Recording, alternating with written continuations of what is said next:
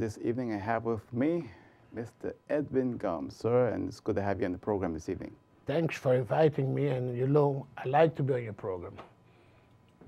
You mean that? I do mean it. Yeah, it's a short statement, but it's true. I just put your leg, man. Sorry. So, I don't know if at the end of the evening I'll still like it, but for now, it's okay. Right. So how things going so far with you? Perfectly, perfect. Just had some holidays and ready to start the new parliamentarian year, and then to hope and see things happening on St. Martin. I heard you met Raul. Yeah, Raul, my good friend. Yes, I was in Havana. I was in Pinar del Rio, and I was in Baradero. And I must tell you, audience, that I won a prize in Baradero.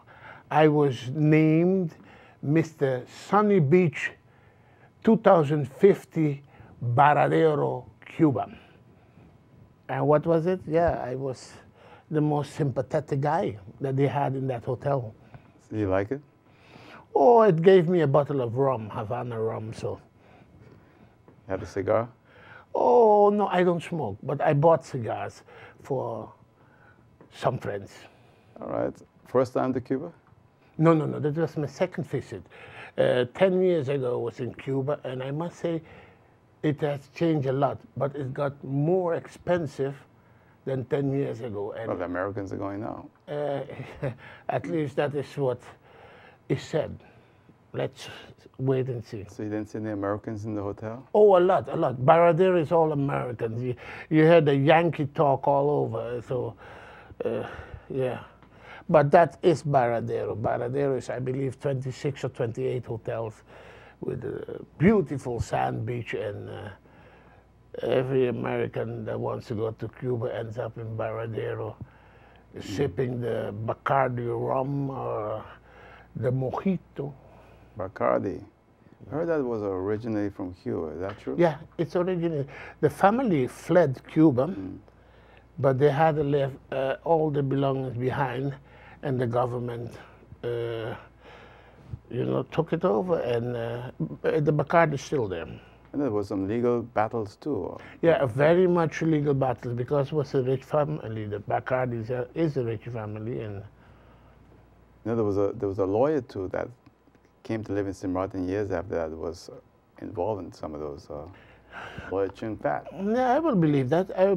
But it's always when you have revolutions, it always has its sidekicks and things that doesn't work out well. But in general, a revolution, that's the result of a revolution. People loses and the mass wins. Do you think there'll be a revolution in St. Martin? Sometimes I fear it, because I think the development at this moment is not going in the right direction. I think we have too large of a youth unemployment. But not only that you have the unemployment, there's no perspective. They don't see that things are being done to alter or change the situation and give them a chance. So they get more bitter. I see a lot of young men in the streets willing to work, but they can't find a job, and they get bitter. And my experience with Curacao, 30 May 1969, taught me one thing. When you stop to respect a people as such, people gonna march, because they're gonna insist on respect, because that's the last dignity, the last thing they have, and they will not give that away. And I am sensing a little bit that situation on St. Martin, and it saddens me, because we have a beautiful country. We are one of the strongest economies in the Caribbean, not in the world, in the Caribbean. The mere fact that a lot of foreigners come to our shores to better their lives is because they believe that it is better than in their country. to begin with. So they are telling us that we have a strong economy. But the joke of it is that we ourselves don't really believe in it. We complain a lot.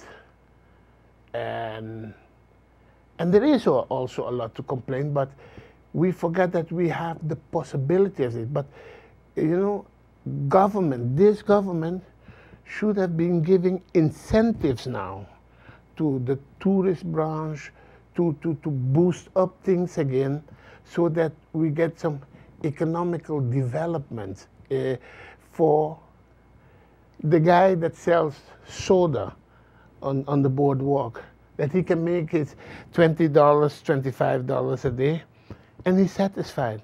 But there is nothing of that. The man goes there every day, and then he can tell me and ask me, how did it went today? I said, boy, I didn't even make $1. Mind you, a whole day, and he didn't make $1. Then something is fundamentally wrong. And we have to address those things. But you know, you said earlier that there's a lot of complaining, and I agree. I think we complain so much that we fail to see all the opportunities. That's what I just said. Yeah. That is true. And that's a pity, that's a pity.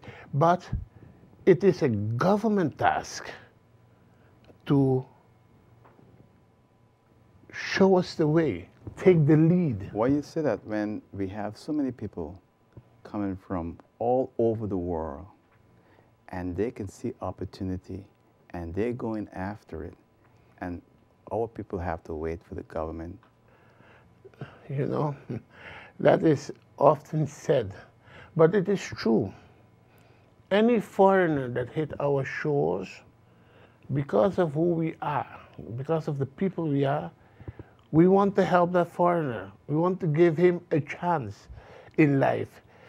And you know what happened? He or she makes it and rush past us and even forget that we were there because they're doing their own things. And now you say, why doesn't St. Martin's do it? Hey, friend, I wish that St. Martin's would exist only of entrepreneurs. But it's not feasible, it's not realistic. In a community, you have people that are self-employed, you have business people, but you have also workers that depend on business so that they can give their labor in exchange for a salary. And with that salary, they make their life. There's nothing wrong with that. We cannot blame people that they want a salary because they want to work for it. And that's normal so because no community, believe me, no community exists only of entrepreneurs because entrepreneurs also need the workers. Now, as a St. Martin, you can choose to, I want to become an entrepreneur too. I too want to have that, and you try it and you go for it. Nothing to stop you. But in general, people depend on job. That's why we pay taxes. That's why we have a government, and we ask government, make sure that the economy can grow, that jobs can grow, that we can get our jobs in there. That's why we pay taxes. That's why we give you the authority as an executive. Go and do it for us. So now that you said all of that, isn't it kind of strange? Because if you look over the years here in St. Martin, we have created thousands of jobs. Good. Right now in the workforce in this island is 17,000 to 18,000 jobs, right? Yeah. And you know what? How come in the land of so many jobs, as you just said, our people can't get jobs? You know, I wish somebody could show me those 17,000, 18,000 jobs that we're talking about, and that is there waiting for the youth that wants to work but can't get a job. Or you're saying our youth don't want to work. They doesn't want to work. Those are your words. No, I say, or you're saying they don't want to work, or there is a misconception about what the youth wants and what is possible. I do not believe that young people do not want to work. Young people want to do their own things. They want to render their labor for a salary, and so they can do their own things. That's how it goes. You know, I was at the airport to see my daughter off yesterday with 26 other students. Congratulations, sir. Thank you. And you know, I wish you luck.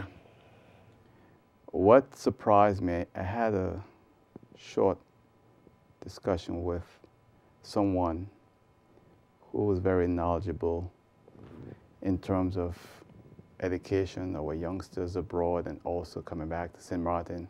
And this person said to me something that made me very angry, that there are young St. Martiners abroad studying, and when there's an opportunity for them to come back to St. Martin, just to get some experience, okay, just to do some stage or training, these companies refuse them.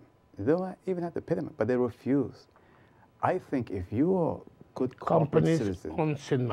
Martin, I'm controlling myself, not even to call the name, because I'm really, really surprised, because one company in particular, they've made millions on this island off of the backs of our people and our land. And now they don't want to take our children as their shares. Yes, and I think that is really, really, really ridiculous. But what do you think? You know what I'm going to tell you?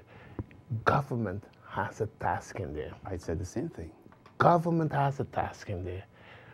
We are spending public funds to send our children abroad to Holland to better their chances in an economical atmosphere, to learn them a trade or whatever. We are using government funds for that. And we all know that today, when somebody's studying, he or she needs a stageplaats. It must be of top priority for government to say, I am sending away 27. I know I have 50 or 60 in Holland. They would need a stageplaats. So we're going to make it possible that companies on St. Martin has these stageplaats for our children. By the way, Mr. Gumbs, I'm speaking now about hotels, okay? Hotel. Okay. Yeah. But that's what we do. Other companies too, but I know hotels in particular. Yeah. But my friend, our economy is based on the whole the hospitality, and so it shouldn't be difficult for the Minister of TEAT to come with the rules forcing these hotels to take these stagiaires and give them a chance to finish their study. Seems like you're over-listening to my conversation. I did. I was in the. I know, but that's where government has to, and that's what Let me put it this way: I miss a lot of incentives from this government, because we all talk about these things and we know we can solve it. Because if you don't want to help our children, then you don't have a right to make money in this country. Simply. And for you, there's 10 others waiting. So we'll understand each other, but you'll have to do it. Oh, by the way, Mr. Gumbs, sorry, please. Yeah, go ahead. I agree with you 100%. We rarely agree with each other. Yeah. But let me say this. This is all hypothetical now. You're a politician running for office. I'm a businessman, a wealthy businessman. You come to me, you say, Mr. John Doe, I need some finances for my campaign. I say, no problem, man. We'll give you $25,000. We give you $25,000. You get elected.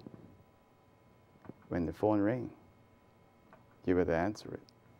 And you know what? You can't tell me anything anymore because I have just bought you and there's nothing you can do about it. So I'm going to do what I want as a business person. You in government can't tell me what to do. You know where you're wrong in that concept? Government has the power, but you need ideas to execute them, because there isn't a businessman on St. Martin that when government comes with a good proposal, that wouldn't listen to it, because it's a win-win situation. And you know, I'm sorry that I'm using these words, because in the government program that we saw, I saw that word win-win, but it was completely out of context. By the way, the first politician to use that term in St. Martin was MP William Martin, you know that? Oh, but then it's good. I don't know that, but I'm assured that he knew what he was talking about and what he meant with a win-win situation. The win-win situation what I'm talking about is by helping our children finish the study in an adequate way, it also helps business, because you have a choice out Really? of... You really have a choice? The businesses. Oh, but let me tell you something, Mr. Gumbs. Now, same hotel, not call a name. I'm standing at the airport now speaking with a parent of a child who was fortunate enough to get in there. And guess what? People in that property discouraging that child, saying, no, no, no, you don't have to do that. You don't have to do what? I don't want to say anything too much because I don't want to give away the situation. Because okay, there might be that's people watching this hypothetically, program. okay. No, but this is real, all right? This is real. Not hypothetical, this is real. Okay. And I was very disturbed because if a child comes into your property to do stage, right? Yeah. For 2 or 3 months. Yeah. You should never discourage them as a St. Martin. But you shouldn't discourage children at all. Definite, period. No, because you're telling them, St. Martin, you need that, but then you have people coming from other parts of the world to do the same job that you're telling that St. Martin youngster, St. Martin don't need. Listen, a child has to finish his study. Part of the study is stage. So you don't discourage it because it has to finish his study.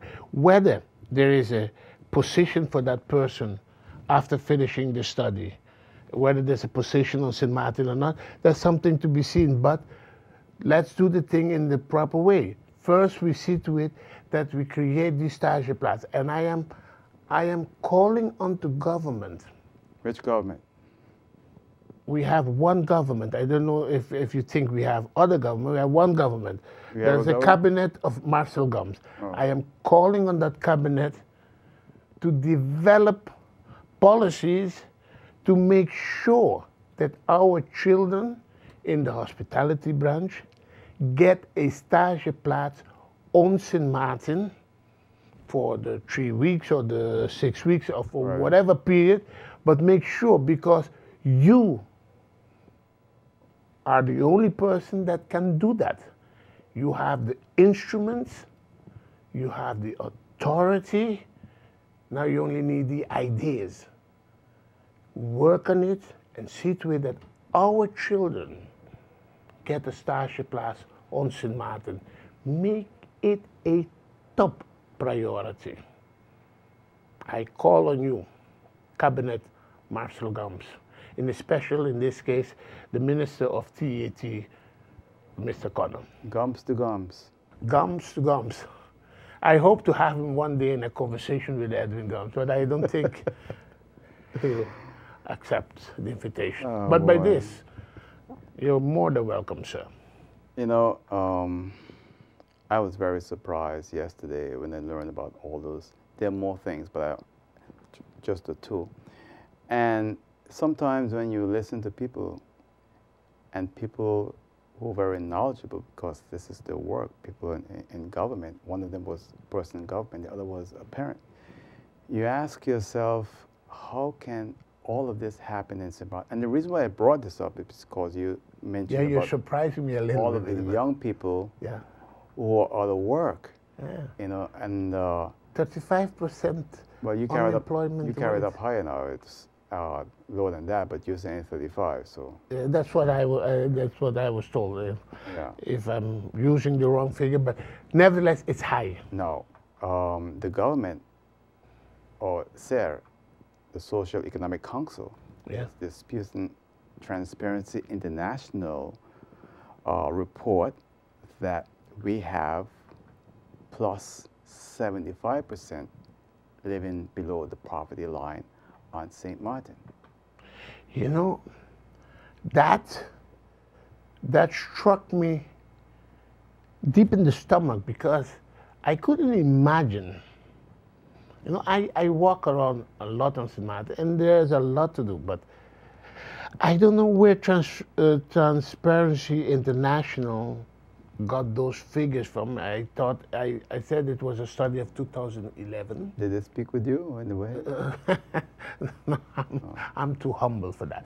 But nevertheless, figures of 2011, 75% under the hunger. Poverty line. Below the poverty line. Yeah, before the poverty line. And then I said, that's not the St. Martin I know. We have a lot of problems. We won't discuss. But I cannot accept and will not accept that 75% is living under the hunger line, because it is just not true. If you say 75% of illegals or foreigners or something like The that. household they're speaking about. Yeah. Huh? The house, 75% of households. Of the household, yeah.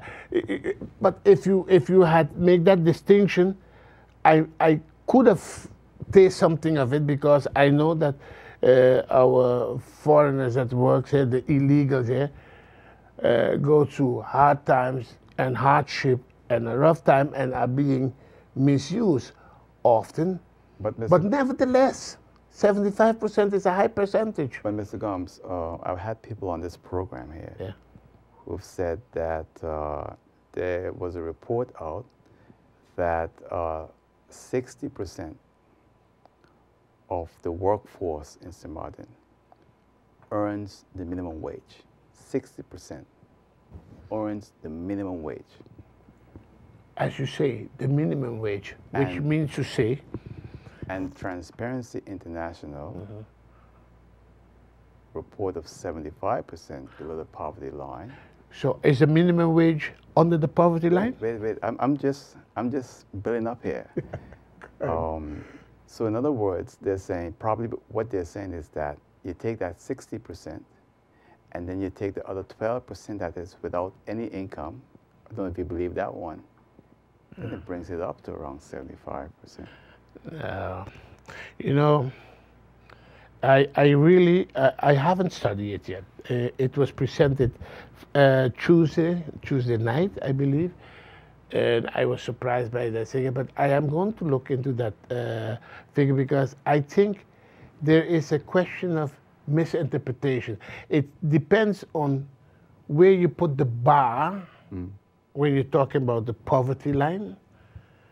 Is that the local bar, or is it a international standard that you're? There was set at 2,200 somewhere there. 2011. I thought that. No, I mean the amount, wasn't it 2,000? I had a report, but I don't have it here with me. 2,000? 2,200 guillers. But my friend. I saw some. I'm not too sure, because Yeah, but 2,200 is a lot of money, you know. for household.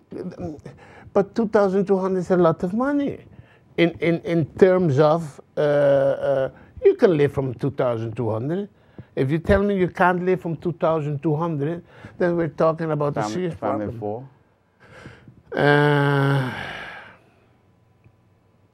Yes. I'm just asking a question. No. I am reluctant to answer, but yes, I believe that with 2,200. So you won't live rich, Yeah. you won't live big, but I think you can have a decent life. Do you think it's questionable what Transparency International reported in their findings?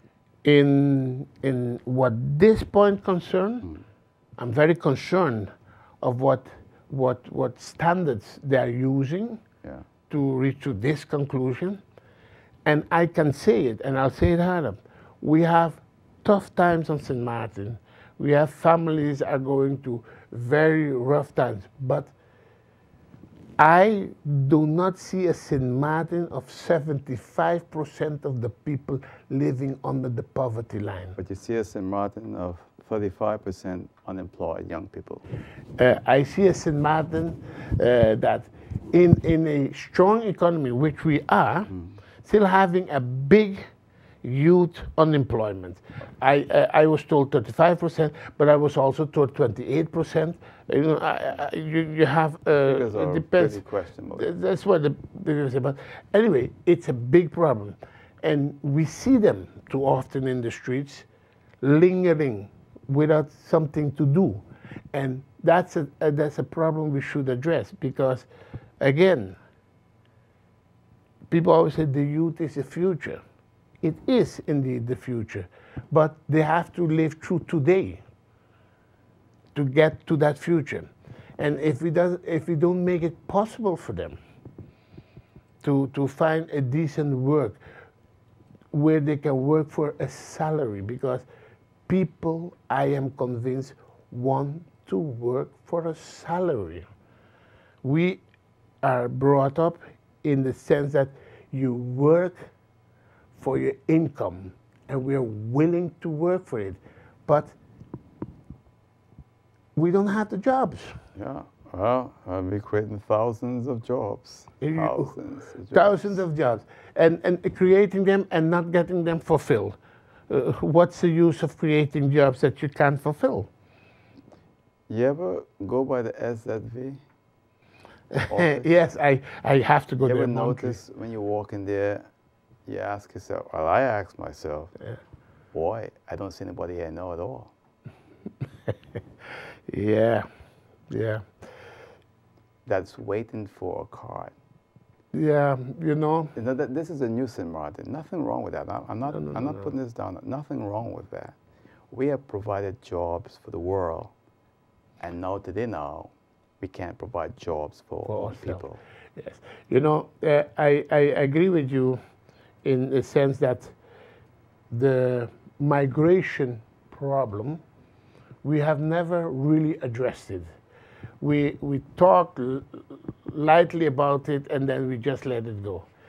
We have a serious migration problem in the sense of the new St. Martiners are outnumbering the old St. Martiners. That's long gone. Yeah, it's gone. It's gone. I know, but it's getting more tangible. You can see it more. And indeed, when you go to SVZ or wherever you go to government offices, I was at the immigration. It's all foreigners. Yeah, but it doesn't have to Don't use that change you of new St. Martiners. I call them new St. Martiners, and I mean it.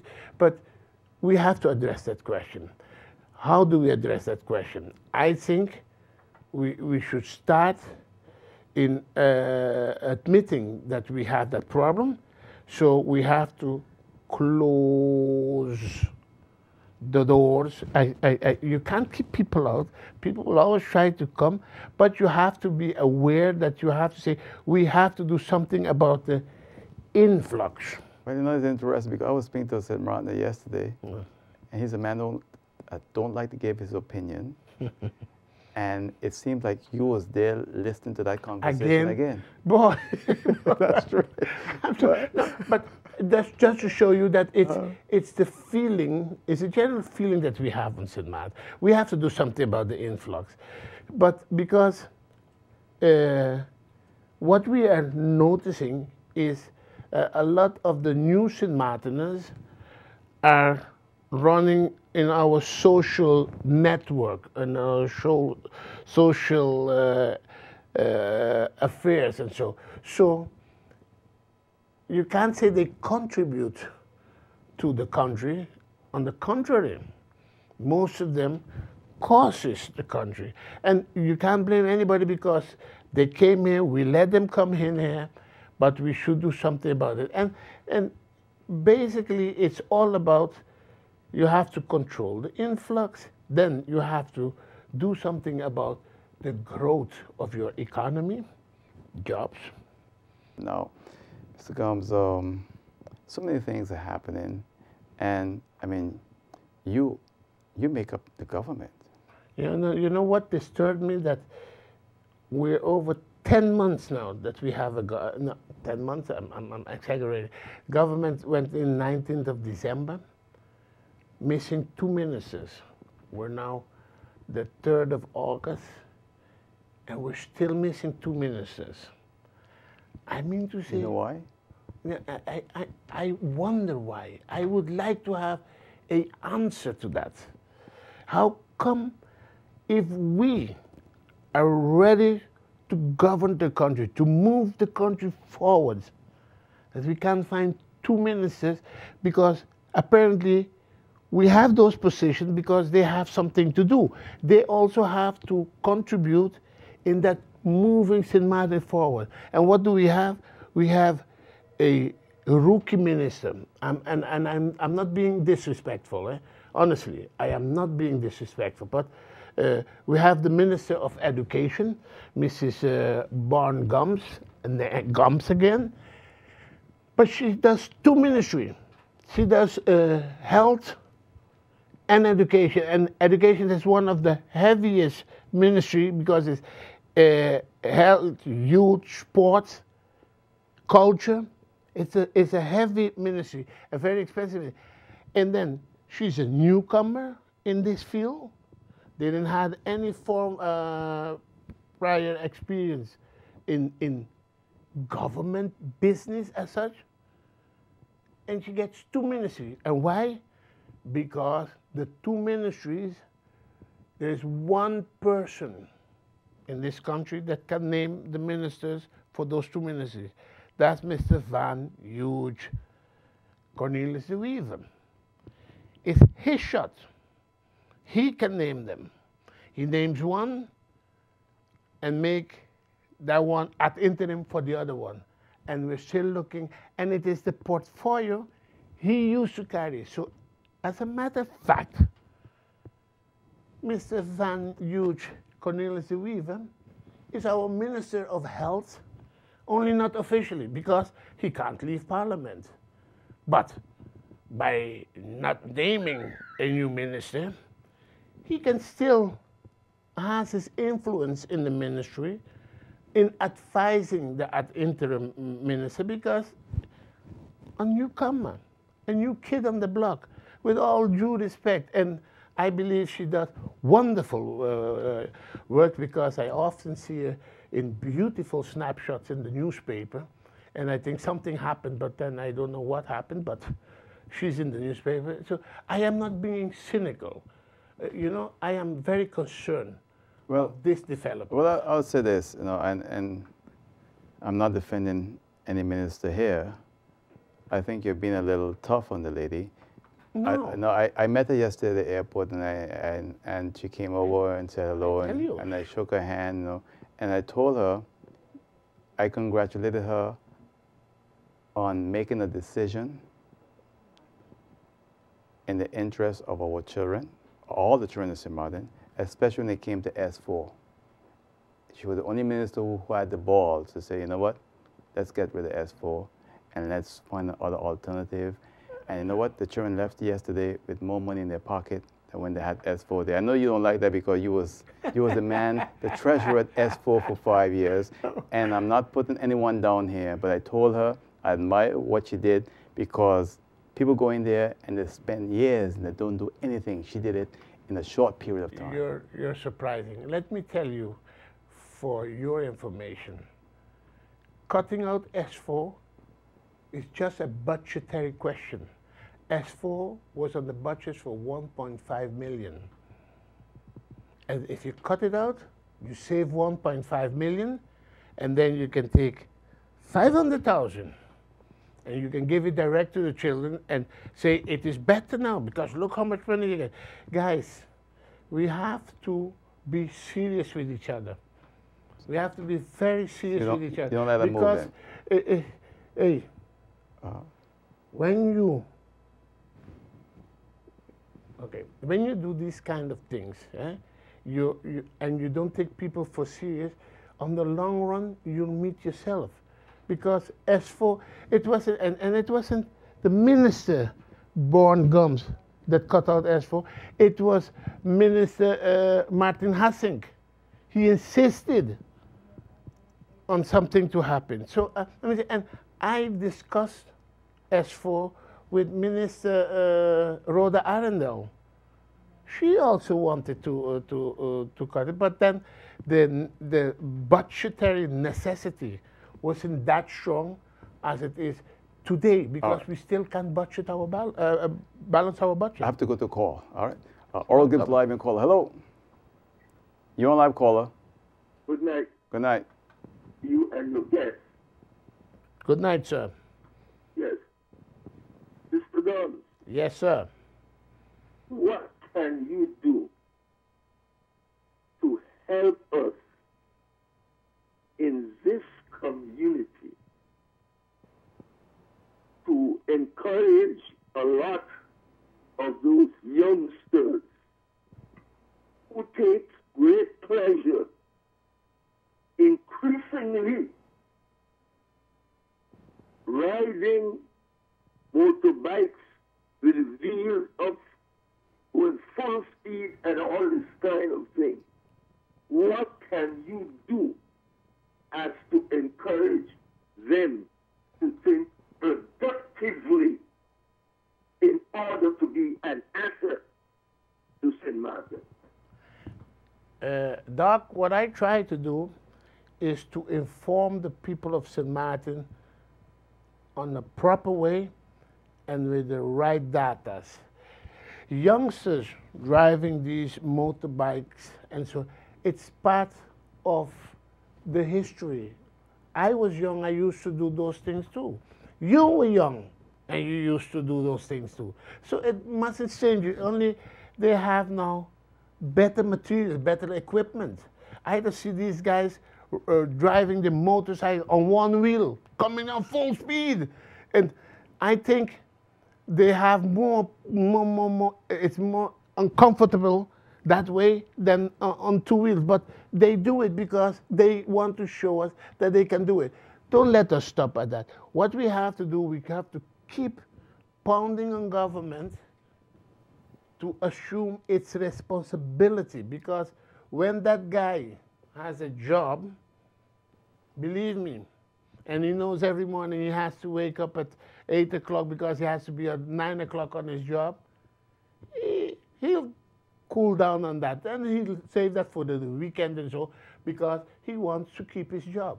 So what we have to keep talking about creating jobs and really finding an opportunity for these youngsters. But what we shouldn't do is make them too old, too quick. Let them enjoy the youth. If it's with that motor, okay, I just hold my heart and say, ooh, but that's the thing. Let them have the thing. I can't do other. Doc? Okay.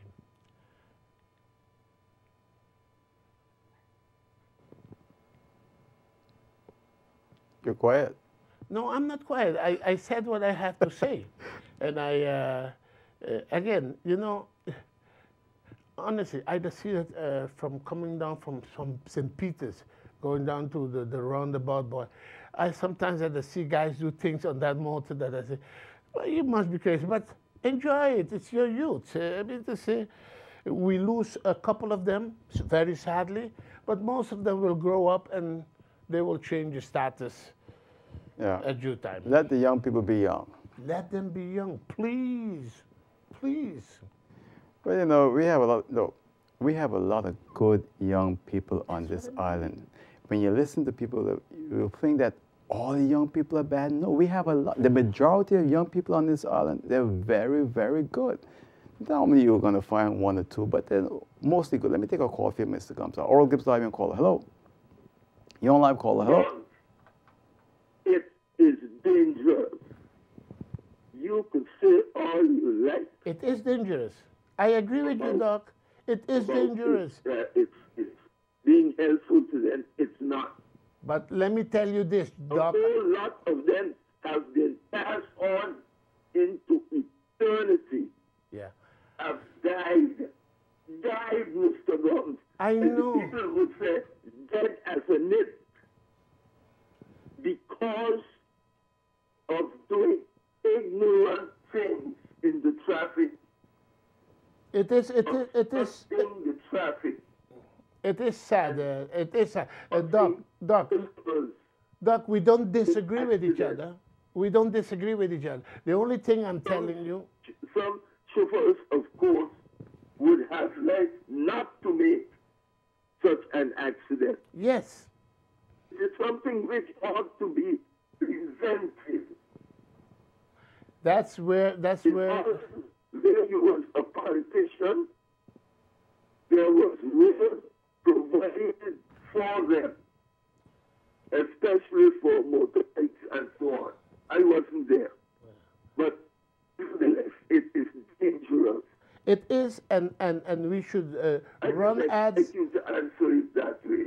Thank you. Doc, we should, for instance, we should run ads on television showing the danger that there is. Not that I really believe it would help, but it at least confront them with their own behavior and show them that you can do it other too. But again, the youth is the youth, and the youth is going to do whatever. And as Oral said, luckily it isn't all youth that drive the motors like that, because I see a lot of youth raising the bikes on a decent way, on the two wheels, and they move from A to B without having to show off. But some of us like to do that, and it's in their body. And the sad part of it is most of them can do it too. They manipulate it good. They are masters at it, and they want to know they are master at it, and they keep pushing. And indeed, they confront other users of the traffic or the drivers with their behavior, and we are not accustomed of that, because suddenly you see this flying motor coming in your direction. You say, what is that? But happily, it's a few. But anyone that died in those kind of action is one too much. And I pity the parents who have to go through that deep row and that deep pain, but it is their choice, and we can't take away the motors from them. When I look back at my life as a teenager, I'm surprised the things I used to do on a bike. On a bike, a simple bike. I'm surprised, you know. So I think most of us as youngsters go through that period. They look to they're in search of boundaries and how far they can go, and to show skills. It's a way of life, and sometimes they have to pay a very high price for it. But I am confident that, giving the time, it will pass. They will do something else. But give them a job. Most of them that is doing this is because they don't have no job. They're taking off the stress. Yeah, they're living it out one way or the other. Give them a job, give them responsibilities to carry. Need jobs. Oral Gibbs Live, your own caller. Hello. Yes, hello. Good night, sir. How are you doing? Good night. I'm fine, thank you. Go ahead, sir. I am Mr. Gumbs. Yes, sir. Can I ask a question? Do you find right now the island is very overpopulated with people right now? And that is the reason why we have a job, job weakness, because right now we are overpopulated, that we can't sustain or can't find jobs for people, because more people are coming into the island and it's very congested. Right now we are we have more people than more work. And right now, where can we find jobs for people who is here already and people who coming in that can't find jobs for the ones who here, and we can't find the ones that comes in.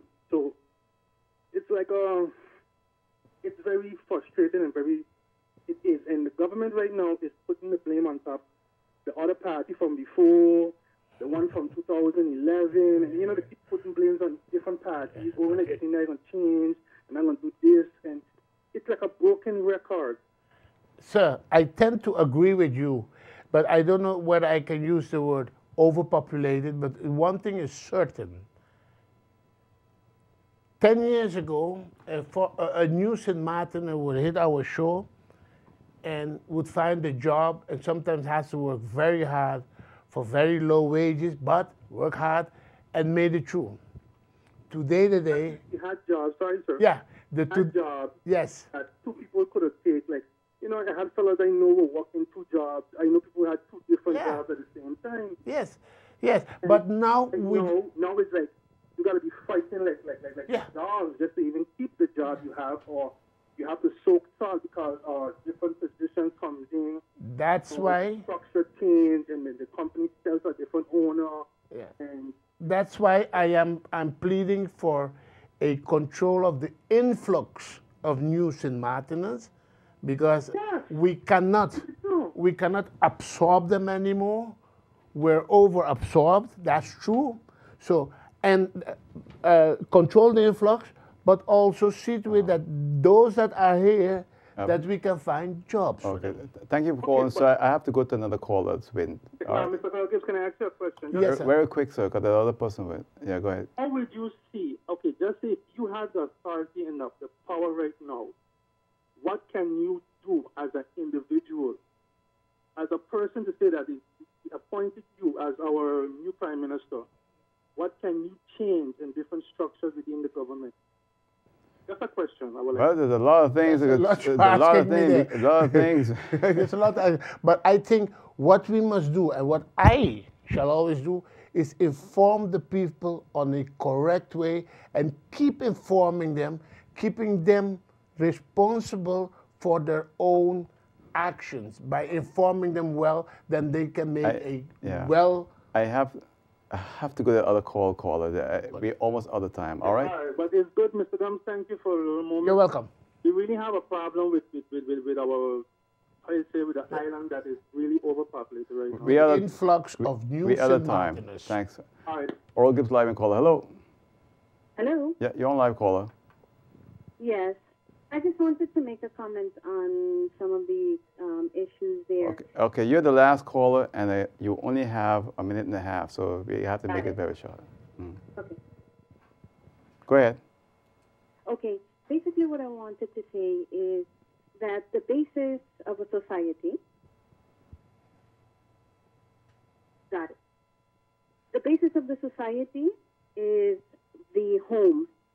And if the family, you as a parent are not guiding your child, it's going to create an issue for the entire society. The cooperation of the government to make sure that all the laws are followed is where we are failing as well now. If I see my child that is riding a motorcycle like the way you guys are talking, yes, the youth is the youth. Okay, so if the youth is the youth and we're always going to be youth and let them go do drugs, let them go do alcohol. It's not the case. That is wrong what they're doing. They're not following the law. So and then when they become adults, what? So then if I go do it and really, I'm an adult, the police can stop me, but cannot stop the youth? Madam. Everything is supposed to have a limit. And as a parent, I'm supposed to guide.